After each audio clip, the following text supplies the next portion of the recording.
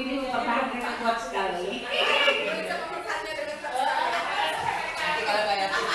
Nah, sampai Bu Sri korban kuku, kena kuku korban ya. Nah, baik Bu ini komentar kenapa Ibu begitu kuat mempertahankan?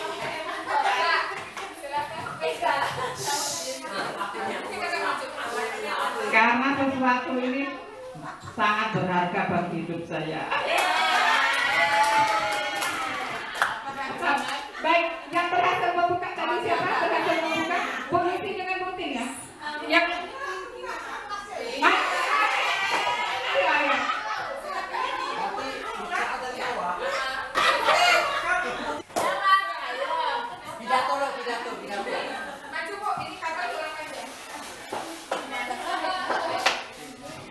Kenapa saya bisa buka tangan Bu Lucy? Karena Bu Lucy nggak bisa menyimpan rahasianya, maka bisa terbuka. apa tekniknya tadi, teknik Bu Tin? Tekniknya bagaimana?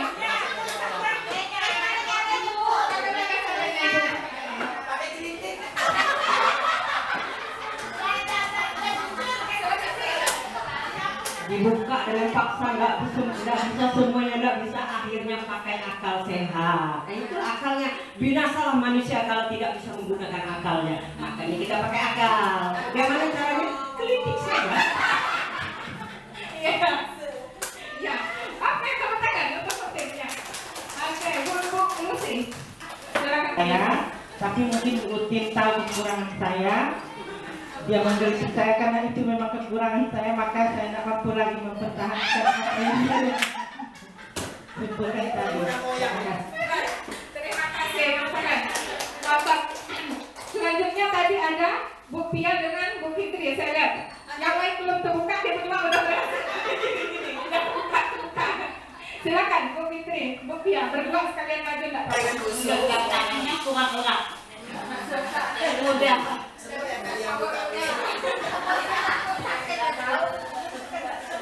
Gimana? Tadi itu Ibu Fitri banyak isinya Bu, bercandanya, gurau-gurau jadi nggak konsen, jadi keledor gitu ya. Ya, jadi Bapak Ibu itu psikologi pengalaman ya, dari tadi mempertahankan yang berharga dan berusaha membukanya. Kira-kira dari Bapak Ibu adakah yang mau menaikkannya? Pengalaman kita membuka dan berusaha membuka dan mempertahankan itu tadi dengan sehari-hari kita sebagai guru. Kita sudah tahu luar biasa yang memegang ke apa tadi itu tangannya, itu ibaratnya dia luar biasa memegang kesayangannya kan, rahasianya kan tuh. Nah ya, luar biasa dia megangnya. Jadi saya kaitkan di dalam kehidupan sehari-hari. Kita cari kelemahannya seperti apa. Oh, kelemahannya di sini berusaha terus bagaimana sepandai-pandai kita mencari, akhirnya bisa juga kelemahannya lah yang kita cari ya. Sekuat apapun manusia itu, dia pasti punya kelemahan ya. Itu aja. Baik, terima kasih. Saya minta satu lagi dong, ada yang mau melakukan dari yang telah kita lakukan bersama-sama tadi, kalau saya kaitkan dengan kegiatan pembelajaran itu, menurut saya kita sebagai guru kita punya nilai-nilai baik, kita punya nilai-nilai positif, dan itu harus kita genggam erat.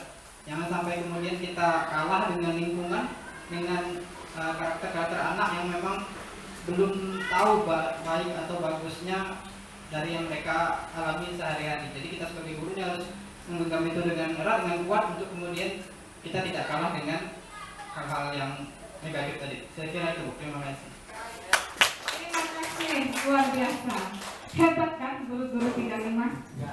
Hebat. Nah, jadi Bapak Ibu, apa yang Bapak Ibu rasakan? Apa yang Bapak Ibu koneksikan dengan sehari-hari? Saya tambahkan lagi sedikit bahwa kadang-kadang kita sebagai guru itu pengen jadi pengontrol, ya kan? Benar kan? Anakku kau harus begini, kau harus begini, kau harus begini. Kita berupaya sedaya bagaimana supaya anak itu kontrol, in control gitu. Tapi sebenarnya ada teori mengatakan bahwa ini namanya teori kontrol.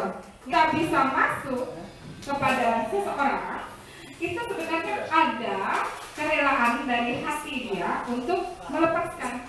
Tadi itu contohnya misalnya sih kan, sini gitu kan, udahlah pasrah, gitu. Jadi dari dalam ibu Lucy sendiri ada suatu kepasrahan untuk merelakan gitu. Sama seperti dia kuat tegar dan itu udah aku menyerah gitu. Jadi sebenarnya ketika kita berhasil melakukan sesuatu itu karena ada ikat balik. Nggak bisa, misalnya kita berhasil mendidik anak, kita bilang, oh ini karena saya ini, anak ini bisa begini. Sebenarnya anak itu akhirnya menyerah kepada kita, gitu. Menyerah bukan kepada kita, tetapi kepada satu keadaan yang membuatnya, oh iya, menyerah deh gitu. Ya kepada proses yang dialaminya. Baik, nah itu jadi perubahan paradigma belajar itu tadi bagaimana kita merancang pembelajaran untuk berpusat pada murid, bahwa kita sudah bukan pengontrol utama, ya. Ada anak murid yang harus kita pertimbangkan bahwa bagaimana kita memunculkan situasi-situasi yang bisa membuat anak murid itu akhirnya dengan ikhlas, dengan rela menerima, oh ya saya harus dididik seperti ini, begitu, ya. Jadi itulah perubahan paradigma dalam belajar, sehingga nanti apa akhirnya Bapak Ibu ini, ya, ada nilai-nilai kebijakan universal. Ada banyak nilai-nilai kebijakan universal, artinya nilai kebijakan yang kebajikan maksudnya, maaf. Kebijakan kebajikan mirip-mirip, tapi berbeda sebenarnya.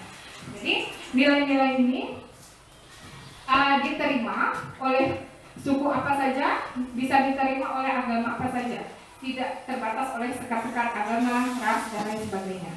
Nah, salah satu contoh, ini satu contoh saja, karena memang hari-hari kita berkaitan dengan ini, maka ini adalah salah satu nilai universal. Ya, seperti ini. Profil belajar Pancasila, ayo Bapak Ibu kita ingat. Ada berapa? 6. Beriman dan bertakwa kepada Tuhan Yang Maha Esa dan berakhlak mulia. Selanjutnya 3, 4, 5. Oke, kreatif dan bernalar. Ini mesti kita ingat, kenapa? Karena muara akhir dari apa yang kita daya upayakan, apa usaha kita jadi ngajar ini adalah menghasilkan pribadi-pribadi yang seperti ini profilnya. 6 ini, ya. Jadi nanti kita sudah dibukakan tentang ini, jangan sampai nanti ada guru 35, apa bah profil pelajaran Pancasila? Nggak ada lagi, guru 35 udah tahu semuanya. 6 ini ya. Nah, apa itu disiplin positif? Ya, karena kalau kita bicara disiplin, apa yang muncul di otak kita Bapak Ibu? Tepat waktu, taat, pakaian, sesuai aturan. Baik, nah di sini melakukan sesuatu untuk intinya adalah mendapatkan kepatuhan, patuh sesuai aturan, ya macam-macam. Nah, apa itu disiplin positif? Nah, ini dia cara penerapan disiplin yang bertujuan menumbuhkan kesadaran. Nah, jadi kalau disiplin yang sehari-hari itu kan biasa kita maunya anak-anak itu patuh, yang mungkin karena dia udah ancaman, siapa tak kerja ibu suruh berdiri nanti kan, nah gitu. Anak boleh istirahat itu kita macam sebenarnya. Sering kan kita buat termasuk saya, ataupun hukuman dah, pungut sampah sana, kita tidak pakai sepatu pungut sampah gitu. Ya, kerja di luar sana, ya itu termasuk sebenarnya. Jadi itu belum masuk dalam disiplin positif. Maka saya bilang banyak saya kena tampar di sini nih. Jadi saya nyari kawan supaya banyak kena tampar sama-sama. Nah, Bapak Ibu, ini tadi tujuan kita ini disiplin diri. Itu disiplin diri diawali dari motivasi intrinsik dari dalamnya anak. Nah, bagaimana cara kita supaya anak-anak itu bisa muncul? Nah, itulah dia kita belajar bersama. Nah, Bapak Ibu, kita harus lihat dulu ada kebutuhan dasar dari setiap manusia. Ya, pertama, pasti kebutuhan kita adalah untuk bertahan hidup. Pasti itu, jangan dipertanyakan lagi. Kita mau bertahan hidup. Kemudian kita perlu yang namanya rasa kasih sayang dan diterima. Adakah di antara kita nih, tak usahlah sayang-sayang sama aku? Tak mungkin, tak ada. Ya, semua mau diterima. Semua mau merasakan sayang. Kemudian ada kebutuhan untuk penguasaan atau pengakuan bahwa dia mampu. Itu ada dari setiap kita. Kemudian ada kebutuhan untuk kebebasan dan ada kebutuhan untuk kesenangan. Ini adalah kebutuhan dasar manusia, baik anak kecil sampai kepada orang tua. Nah, Bapak Ibu, berarti di sini ada kuesioner, ada 135. Kalau tidak benar menurut Bapak Ibu, tidak benar sesuai diri sendiri ya. Kalau menurut Bapak Ibu, ini bukan saya, dikari 1. Kalau kadang-kadang saya begitu sih, dikari 3. Ini saya banget, dikari 5. Saya sekali. Silakan. 1 sampai 10 hasilnya di sama-sama semua. Sesuai yang dinikahi.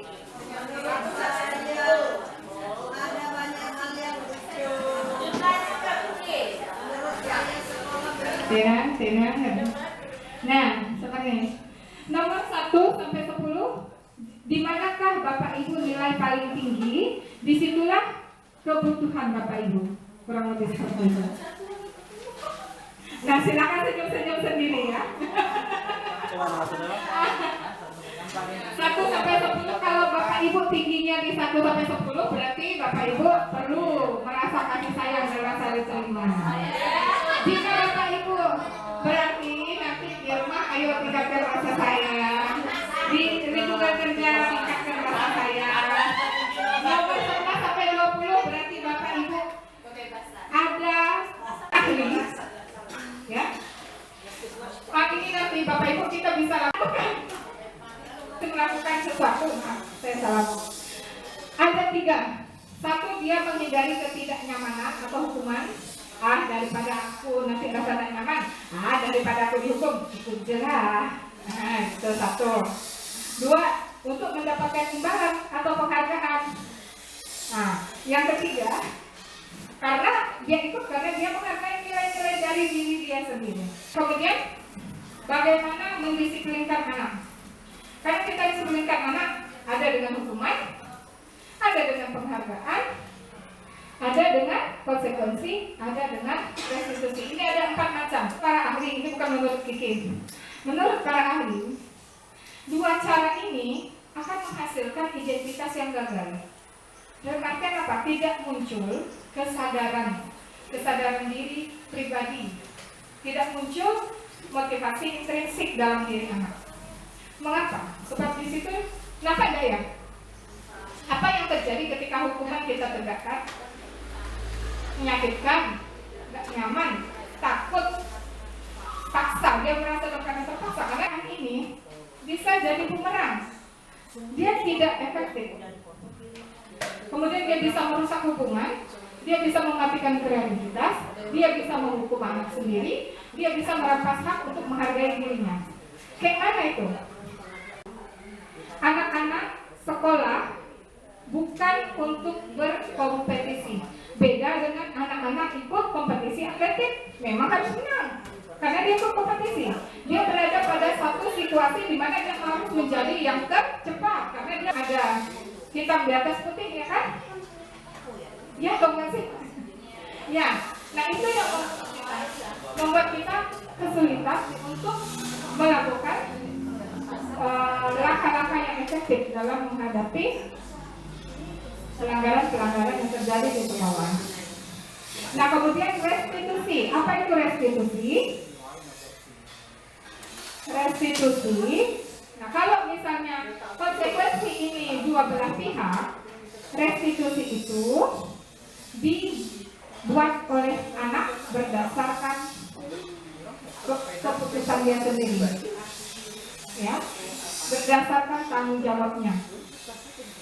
Dia bukan berfokus pada menyelesaikan masalah saat ini, tetapi bagaimana ke depannya dia tidak mengulang. Nah, kemudian mengapa muncul restitusi? Karena tadi di awal kegiatan saya sebutkan tentang teori kontrol, bahwa dia bisa mengontrol dirinya seperti itu, bahwa anak itu memegang kendali atas dirinya sendiri. Nah, kemudian perbedaan, ini perbedaan antara hukuman, konsekuensi, dan restitusi, Bapak Ibu. Nampak ya? Nampak? Jadi nggak perlu saya baca. Kalau kecil saya bacakan. Mau dibacakan apa baca? Dibacakan. Dikte nomor 1, hukuman. Hukuman, guru menghukum siswa. Misalnya ada pelanggaran. Apakah misal dia siswa tidak mengerjakan PR. Guru menghukum siswa hormat bendera 10 menit. Pergi sana hormat bendera 10 menit karena tidak mengerjakan PR. Nah, itu adalah hukuman. Bentuk hukuman. Kenapa? Karena hukuman dengan apa yang dilakukannya nyambung nggak? Nyambung tidak? Dia tidak kerjakan PR. Kita suruh dia hormat bendera, nyambung tidak? Adakah hal yang bisa diperbaiki dari dia kalau dia hormat bendera yang berhubungan dengan tidak mengerjakan PR tadi? Enggak. Nah, jadi di situ kita marah kan? Suasananya tuh kita marah. Hukuman itu kalau ada suasana marah dari si guru dan murid akan menjadi takut. Nah, bagaimana dengan konsekuensi? Kalau konsekuensi, kamu tidak kerja PR ya, berarti nanti istirahat kamu kerjakan. Atau kalau nanti pulang sekolah, kamu pulang kamu kerjakan. Itu akibat kamu tidak kerja PR. Sementara PR harus dilakukan hari ini, ya kan? Nah, berhubungan, berkaitan, ya kan? Pelanggarannya ini, tindakannya ini selaras gitu kan? Nah, kemudian apa yang terjadi? Gurunya tegas, PR hari ini tetap hari ini, nggak ada besok-besok. Iyalah, bolehlah besok, ya besok bawa ya. Itu kita tidak konsekuensi ya. Kemudian siswa pun akhirnya tahu, oh iya ya, nanti kalau aku nggak kerja, kalau aku balik aku nunggu sini. Cuma ini kan sehal guru tunggunya. Nah, kan kadang-kadang, hai Pak Klase, besok kumpulkannya. Kadang-kadang gitu seperti itu. Nah, ini konsekuensi. Kemudian restitusi. Bagaimana? Nah, anak ini dipanggil oleh guru, suasananya itu harus nyaman. Dipanggil ditanya, kenapa tidak kerja PR? Nah, kamu nantinya mau bagaimana? Anak itu kita bawa supaya dia mikir ke depannya dia tuh menjadi orang seperti apa. Restitusi itu seperti apa? Restitusi seperti itu konsepnya. Jadi anak itu kita bawa dia untuk memikirkan, oh nanti aku tuh mau seperti ini. Dari situ kita masuk lagi. Kalau kamu mau seperti ini, kita kaitkan dengan apa yang dia lakukan sekarang. Nah, setelah itu kita tanya dia, apa yang mau kamu lakukan terhadap apa yang sudah kamu lakukan ini? Bagaimana cara kamu memperbaikinya? Nah, kalau dia udah bilang, oh saya mau begini Bu, nah, suruh dia lakukan apa yang dia katakan. Tapi tindakan itu bukan keluar dari mulut kita. Ya udah kamu gini aja. Nah, itu konsekuensi nanti kan? Nah, atau hukuman malah nanti. Tapi kalau ketika muridnya bilang, ya Bu, misalnya karena saya tadi buang sampah sembarangan, saya mau nyapu lah Bu, ayo nyapu. Tapi bukan kita suruh, dia yang mau, gitu. Itu restitusi. Ya, kesadaran, betul. Kita panggil dia, kita ajak ngobrol supaya muncul kesadaran dianya sendiri. Ya, kemudian ini tadi ada 5 posisi kontrol guru. Nah, guru ada dia sebagai seorang penghukum, ada sebagai pembuat rasa bersalah, ada sebagai teman, ada sebagai pemantau, ada sebagai manajer. Nah, kita di mana peran kita saat ini? Ya, ketika posisi kontrol guru ini, ketika misalnya ada pelanggaran, lalu gurunya bilang, kau patuhi aturan sekolah, lalu nanti kau berdiri sana ke kelas, ngepergi pungut sampah segala macam, itu kita bertindak seperti seorang penghukum. Kalau bapak merasa bersalah, dia enggak nyuruh itu, dia bilang gini, kau nih berapa kali bang ibu bilang masih kau begini, kau lagi, kemarin kau masuk kantor, hari ini kau lagi, aduh kau nih bikin ibu kecewa aja, sakit kalau ibu nengok kau nih. Nah, itu kita membuat anak itu merasa bersalah, pembuat merasa bersalah. So, kemudian ada lagi namanya dia mengambil posisi sebagai teman. Kau nih, dah besok mau kerjakan DPR ya, gitu kan ya? Nah, gitu. Ayolah, gitu. Ayolah, tertib lah. Kasihan lah ibu guru. Kita sayang kan sama ibu. Dah kasihan kalian ibu. Nah, itu kan kayak kita dengan teman, gitu. Yalah, demi aku, demi ibu lah. Nanti Pak Altu nangis, gitu. Nah, itu namanya tentang sebagai teman. Nah, kemudian sebagai pemantau. Misalnya anak terlambat, kita berdiri nih. Nah, kayak udah jam 7 lewat. Ibu catat ya. Nah, dari sini kalau kamu terlambat, apa hukumannya? Bukan. Kalau kamu terlambat, maka hukumannya nanti misalnya setelah kawan-kawan istirahat, kamu lanjutkan kerjaan yang ketinggalan, misalnya seperti itu. Dia menegakkan konsekuensi. Kamu terlambat, kamu tidak pakai sepatu, apa konsekuensinya? Lakukan. Nah, udah gitu. Itu dia sebagai pengamat. Tidak ada tawar-menawar. Kalau misalnya dibilang kamu terlambat 10 menit, berarti pulangnya 10 menit lebih lambat misalnya. Ya itu yang dilakukan gurunya. Tidak ada tawar-menawar gitu. Nah, kemudian sebagai manajer. Ya biasanya manajer itu kan, siapa sih yang pernah jadi manajer? Saya tidak pernah jadi manajer. Ya, manajer itu dia panggil, dia tanya, tahu kesalahanmu apa? Nah, kalau salah seperti itu, bagaimana cara kamu memperbaikinya? Biasanya manajer itu panggil orang-orang lapangan. Tahu kenapa? Apa kesalahan kita? Oh, penjualan menurun Pak. Kenapa penjualan menurun? Karena ini Pak. Bagaimana kalau ini? Nah, kan pasti dikejar gitu. Nah, seperti itu. Kalau kita kejaran itu sampai dia menemukan cara menyelesaikan menurut dia. Nah, dan kita bilang oke, lakukan seperti yang kamu pikirkan. Nah, itu dia sebagai manajer. Dan posisi kontrol guru yang paling ideal, ini yang paling ideal adalah manajer. Iya, Bu. Jadi memang kita diharapkan bisa menjadi guru dengan posisi kontrol manajer. Tentu tidak serta-merta kita langsung bisa. Tentulah kita belajar step by step kan. Kalau misalnya dulunya kita penghukum, ya mulailah kita kurangi, kita belajar. Mungkin sebagai pemantau dulu, naik grade-nya gitu. Udah naik grade-nya nanti kan udah, pemantau udah tahu, sekarang naik grade lagi jadi manajer. Tapi memang yang idealnya adalah guru sebagai manajer. Nah, yuk nih. Kayaknya ini dulu Bu Endri udah pernah kasih loh ya. Udah pernah. Kayaknya gitu. Oh, enggak, yang Bu Endri kasih itu konsekuensi atau hukuman. Makanya saya nggak ambil lagi. Jadi nanti kalau mau yang mana konsekuensi mana hukuman, kita ulang-ulang lagi materi Bu Endri. Tahun yang lalu. Nah, dia siapa yang mengatakan posisi apa dia? Penghukum. Tadi posisinya ada berapa Bu Ibu? Penghukum, rasa bersalah, teman, pemantau, dan manajer. Kalau penghukum langsung ya, pokoknya ada yang menyakitkan, itu penghukum.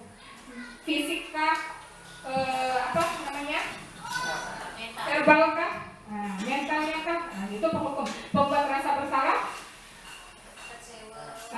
Kita bilang aku kecewa sama kamu, aduh ini. Pokoknya gitu ya, pokoknya sampai dia merasa, benar saya kecewakan ibu guru. Kemudian yang ketiga, teman, pacaran kayak gitu. Yang keempat, pemantau, atau kamu pelanggaran ini, konsekuensi ini lakukan gitu. Nah, manajer dikonsul ibaratnya gitu ya. Nah, yuk kita lihat nomor 1, saya kecewa sekali dengan kamu. Ya, pembuat rasa bersalah. Kamu tidak pernah benar melakukannya. Apa? Kamu nggak pernah benar melakukannya. Iya, buat rasa bersalah. Aduh, saya salah terus, aku salah lagi kan gitu anaknya pasti. Ayolah, lakukan demi saya. Nah, apa kamu mau mendapatkan stiker bintang hari ini? Mau? Berarti apa? Dapat stiker pemantau, benar? Kan berarti sebelumnya ada peraturan kalau dia laku dia dapat stiker. Nah, gitu. Pemantau, benar. Bagaimana kamu bisa menyelesaikan masalah ini? Ya, manajer. Kamu selalu yang paling terakhir. Kamu tidak akan mendapatkan bintang bila tidak menyelesaikan tugas ini, ya. Ya, pemantau. Berapa kali sih saya sudah mengatakan pada kamu? Nah, merasa bersalah. Ingat bukan apa yang telah saya lakukan untuk kamu? Ingat enggak apa yang sudah buat untuk kamu? Teman, ya. Nah, kamu tidak akan pernah berhasil dalam kehidupan ini. Baru kamu udah umur 10 tahun, dah kita klaim tidak berhasil udah sampai hidup. Apa rencanamu untuk menyelesaikan ini? Manajer. Nah, Bapak Ibu, kira-kira seperti itulah. Ya. Jadi, kalau tidak kita cukup ya, jadi apa? Lalu kami jadi mati kasih. Kenapa bawa nih?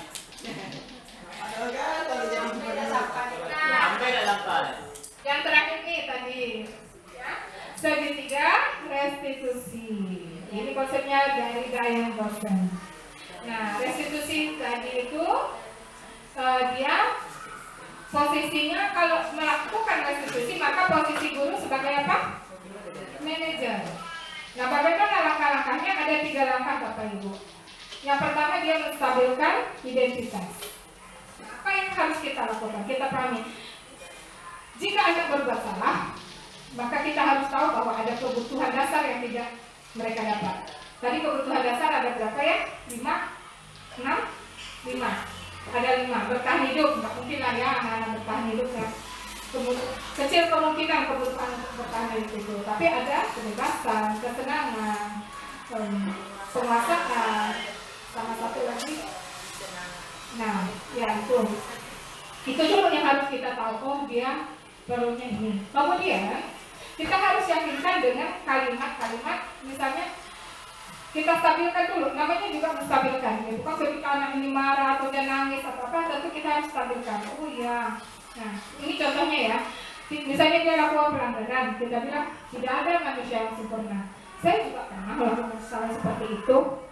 Nah jadi dengan begitu dia akan merasa bahwa oh iya, gurumu sama seperti saya, pernah dalam keadaan seperti saya gitu. Nah, distabilkan dulu. Kemudian setelah itu kita validasi tindakannya yang salah itu. Kita berusaha bilang, kita paham, oh ibu paham. Misalnya biasa anak kan bilang, dia duluan mulaikan, kita ngikut.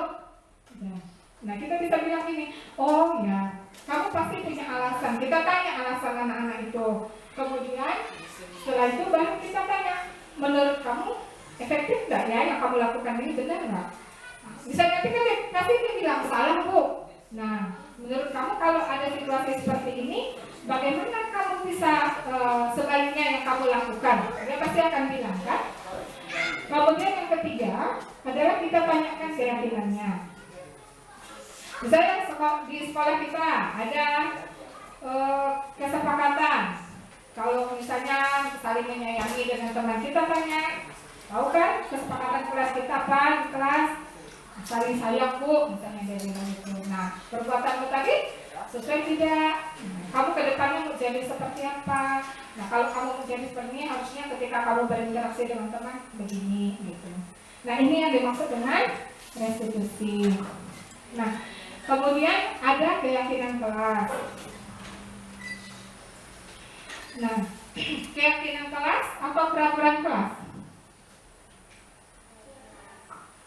Keyakinan kelas atau peraturan kelas? Ya, dulu sebutnya peraturan. Tapi apa beda peraturan dengan keyakinan? Nah, Bapak Ibu, peraturan berkendara, misalnya pakai helm, harus ada SIM, harus apa? Nah, adakah kita sebut keyakinan lalu lintas? Nah, apa bedanya? Coba kira-kira. Kalau peraturan itu kan biasa dikeluarkan searah, satu pihak ya. Siapa mengeluarkan peraturan lalu lintas? Pemerintah lewat perundang-undangan. Nah, seperti itu. Adakah masyarakat diajak, yuk kita hari ini musyawarah masyarakat Indonesia, tentukan peraturan lalu lintas di Indonesia? Enggak kan? Nah, tapi ketika yang namanya nih keyakinan kelas ini ditarik dari peraturan-peraturan kelas ya, yang diapakan? Nah, misalnya peraturan di kelas kita, siswa hadir 15 menit sebelum pelajaran dimulai. Nah, keyakinannya bisa dibuat lebih singkat ya, datang tepat waktu gitu. Kesepakatan kelas ya, kesepakatan kelas ya Bu ya. Kemudian berupa pernyataan universal, jadi pernyataan umum. Misalnya anak-anak bilang, Bu, kita jangan buang sampah di sembarang tempat. Nah, itu bisa kita tarik jadi menjaga kebersihan. Nah, seperti itu. Nah, ini sesuai dengan kondisi kelas dan sekolah. Kemudian warga sekolah atau warga kelas ini dilibatkan saat membuat. Ya, beberapa kelas sudah membuat kesepakatan. Coba yang sudah punya kesepakatan kelasnya. Ya. Apakah ketika membuat kesepakatan kelas Bapak Ibu melibatkan anak-anak? Mantap. Berarti itu sudah kesepakatan kelas. Jadi buat Bapak Ibu yang belum, nanti bisa buat kami guru pelajaran. Gimana? Bisa kesepakatan atau keyakinan kelas olahraga. Boleh. Nempelnya di mana? Terserah. Keyakinan kelas agama. Bisa. Jadi ketika belajar agama begini keyakinan kita. Ya bisa. Kemudian ini saya berbagi sedikit, ini jam berapa sih ya? Kok belum di antara apa ya? Nah, kemudian restitusi. Apa itu restitusi? Restitusi.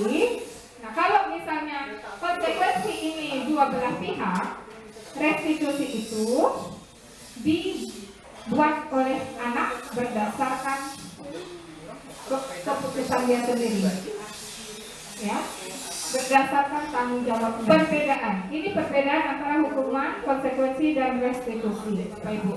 Nampak ya? Pelanggaran, apakah misalnya dia siswa tidak mengerjakan PR. Guru menghukum siswa hormat bendera 10 menit. Pergi sana hormat bendera 10 menit karena tidak mengerjakan PR. Nah, itu adalah hukuman. Bentuk hukuman. Karena apa? Karena hukuman dengan apa yang dilakukannya nyambung enggak? Nyambung tidak? Dia tidak kerjakan PR. Kita suruh dia hormat bendera, nyambung tidak? Adakah hal yang bisa diperbaiki dari dia kalau dia hormat bendera yang berhubungan dengan tidak mengerjakan PR tadi?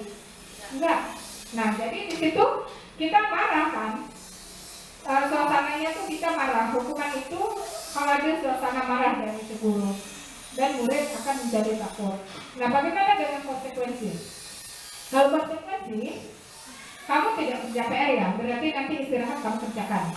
Atau kalau nanti pulang sekolah, kamu mau pulang kamu kerjakan. Itu akibat kamu tidak kerja PR. Sementara PR harus ditentukan hari ini, ya kan?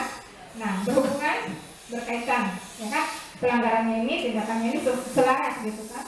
Nah kemudian apa yang terjadi, gurunya tegas, PR hari ini tetap hari ini, nggak ada besok-besok, ya lah boleh besok. Nah anak ini dipanggil oleh guru, suasananya itu harus nyaman. Dipanggil, ditanya, kenapa tidak kerja PR? Nah, kamu nantinya mau bagaimana? Anak itu kita bawa supaya dia mikir ke depannya dia tuh mau jadi orang seperti apa. Restitusi itu seperti apa? Restitusi seperti itu maksudnya. Jadi anak itu kita bawa dia untuk memikirkan, oh nanti aku tuh mau seperti ini. Dari situ kita masuk lagi, kalau kamu mau seperti ini, kita kaitkan dengan apa yang dia lakukan sekarang. Nah setelah itu kita tanya dia, apa yang mau kamu lakukan terhadap apa yang sudah kamu lakukan ini? Bagaimana cara kamu memperbaikinya? Nah kalau dia udah bilang, oh saya mau begini Bu, nah, suruh dia lakukan apa yang dia katakan. Tapi guru ada dia sebagai seorang penghukum, ada sebagai pembuat rasa bersalah, ada sebagai teman, ada sebagai pemantau, ada sebagai manajer. Nah, kita di mana peran kita saat ini? Ya, ketika posisi guru ini ketika misalnya ada penghukum, tadi posisinya ada berapa Bu? Penghukum, rasa bersalah, teman, pemantau, dan manajer. Kalau penghukum kita lihat nomor 1, saya kecewa sekali dengan kamu. Ya, pembuat rasa bersalah. Kamu tidak pernah benar melakukannya. Apa? Kamu nggak pernah benar melakukannya. Iya, buat rasa bersalah. Aduh, saya salah terus, aku salah lagi kan gitu anaknya pasti. Ayolah, lakukan demi saya. Nah, apa kamu mau mendapatkan stiker bintang hari ini? Mau? Berarti apa? Dapat stiker pemantau, benar kan? Berarti sebelumnya ada ini, ada peraturan kalau dia laku dia dapat stiker. Nah gitu, pemantau, benar. Bagaimana kamu bisa menyelesaikan masalah ini? Ya, manajer. Kamu selalu yang paling terakhir. Kamu tidak akan mendapatkan bintang bila tidak menyelesaikan tugas ini, ya. Ya, pemantau. Berapa kali sih saya sudah mengatakan pada kamu? Nah, rasa bersalah. Ingat bukan apa yang telah saya lakukan untuk kamu? Ingat enggak apa yang sudah buat untuk kamu? Teman, ya. Nah, kamu tidak akan pernah berhasil dalam kehidupan ini. Buku. Baru kamu udah umur 10 tahun, dah kita klaim tidak berhasil udah sampai hidup. Apa rencanamu untuk menyelesaikan ini? Manajer. Nah, Bapak Ibu, kira-kira seperti itulah. Ya. Segitiga restitusi. Ini konsepnya dari Brian Dawson. Nah, restitusi tadi itu dia posisinya kalau melakukan restitusi maka posisi guru sebagai apa? Manajer. Nah, bagaimana langkah-langkahnya? Ada 3 langkah Bapak Ibu. Yang pertama dia menstabilkan identitas. Nah, apa yang harus kita lakukan? Kita pahami. Jika anak berbuat salah, maka kita harus tahu bahwa ada kebutuhan dasar yang tidak mereka dapat.